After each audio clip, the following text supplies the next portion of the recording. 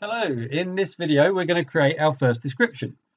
Physics is all about descriptions, so we're going to take our first step and we're going to create one. And the subject of our first description is the structure of the universe, which is no mean feat, but that's where we're starting. Might as well aim big.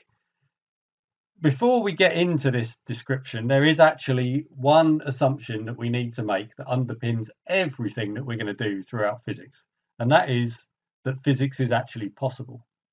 And what I mean by this is that the rules don't change. We can go out into the world, we can make our controlled observations through scientific experiments, we can use those observations to create descriptions. And then if we go back into the world again and make the same observations, we're going to get the same results.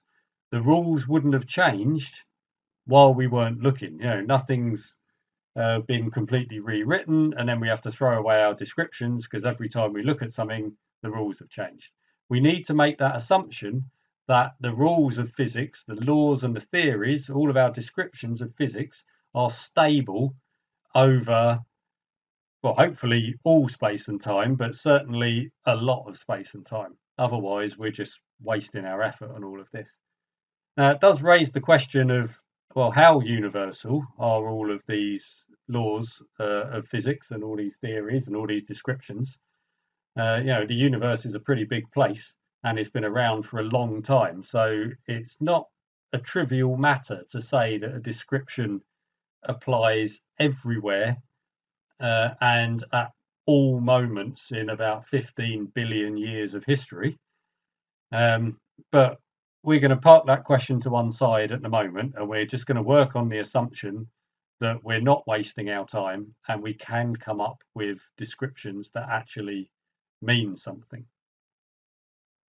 So getting back to our description of space and time, we need a description that's good enough for what we need. It doesn't have to be perfect, and it doesn't even have to be the most accurate one that we've got available. It just needs to be one that's going to get us going and fits with where we are in our studies. And at the moment, that means sticking with classical physics and describing space using Euclidean geometry and time using universal time. And I'll describe both of those things in more detail in a moment. As I say, neither of these are our most accurate descriptions. We've got better options available in the future, but at the moment, this is going to take us a long way. And we need to learn to walk before we can run. So this is what we're going to be looking at.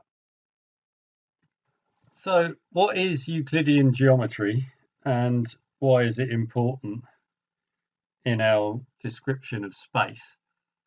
Well, first of all, the name Euclidean geometry is named after Euclid, a Greek mathematician from about 300 BC, so nearly 2,500 years ago, who compiled a book called The Elements, which defines the geometry of flat space. Essentially, is the geometry that we learn at school.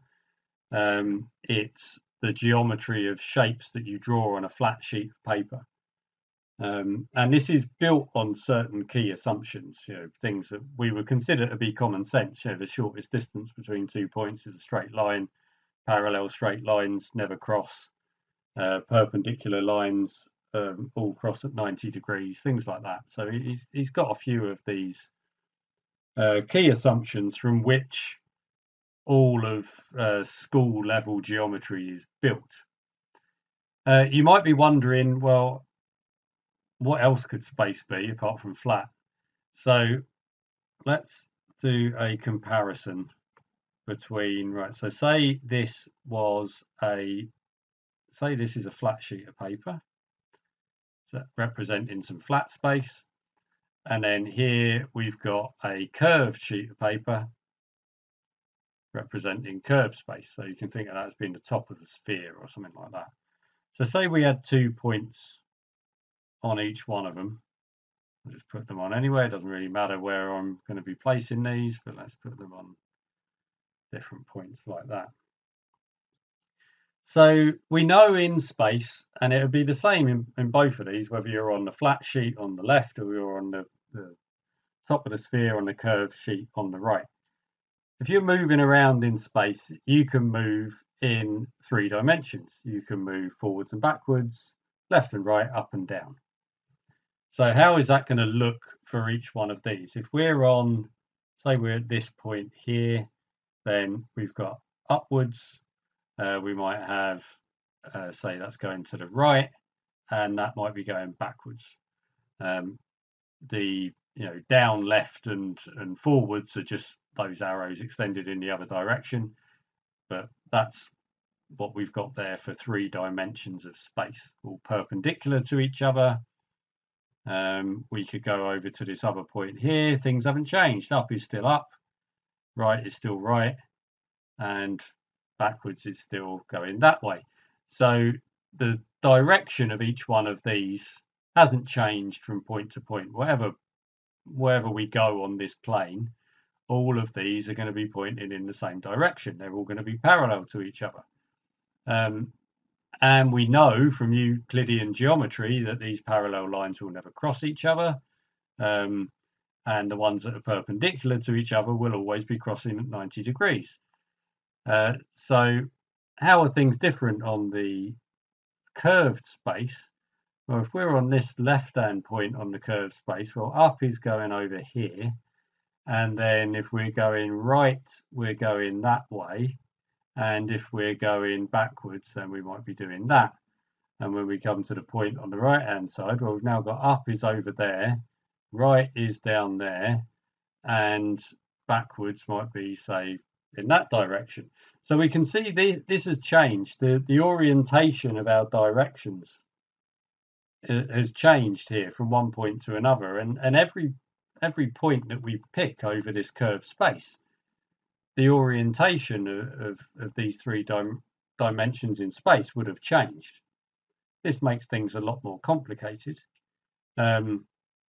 We can't use Euclidean geometry on the curved space because we've now got things that, well, what's parallel and what isn't. I mean, it gets really complicated in order to try and work this out. In some places, we pick 2 points here and here. Well, they might have,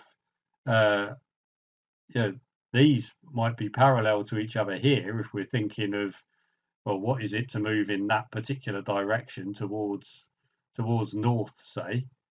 But then they end up crossing when you get to the top of the sphere. So these parallel lines are now no longer parallel. So it's not following the rules of Euclidean geometry. So whatever we've learned in our school level geometry, we can't apply to this, but we can apply to this.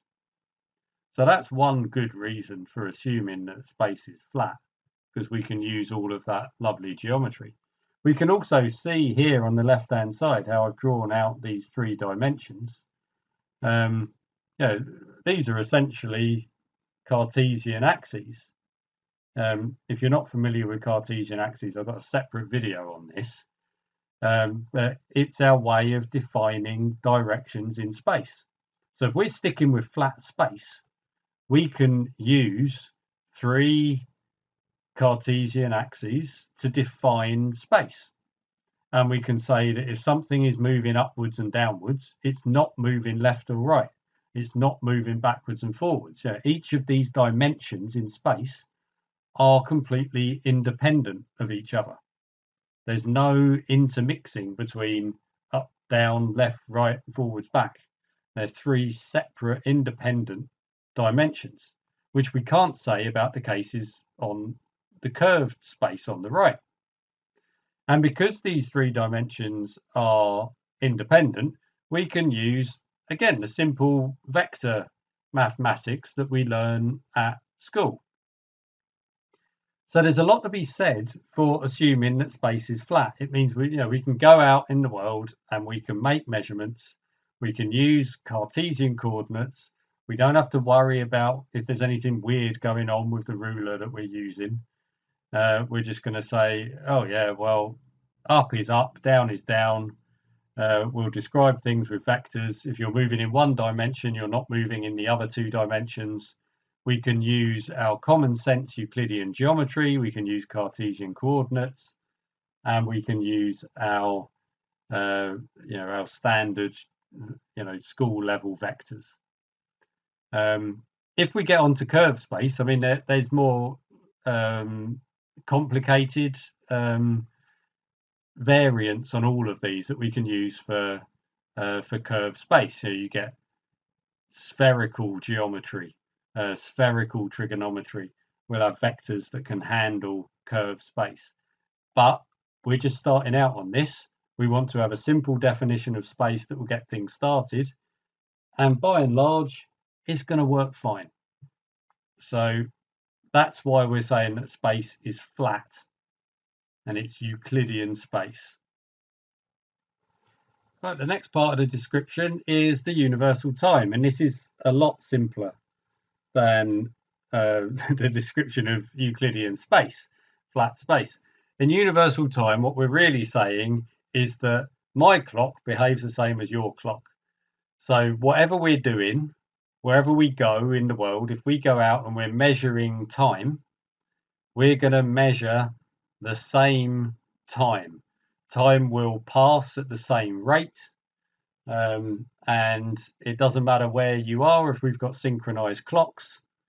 And then I go off to one side of the universe and you go off to the other, then our clocks are still reading the same time, and they're still time is still passing at the same rate. So that's what we're saying with that there's this sort of universal time which is ticking away in the background that tells us, yeah, this is the time of the universe. This is how quickly time is passing. So that's what we're going to assume, universal time.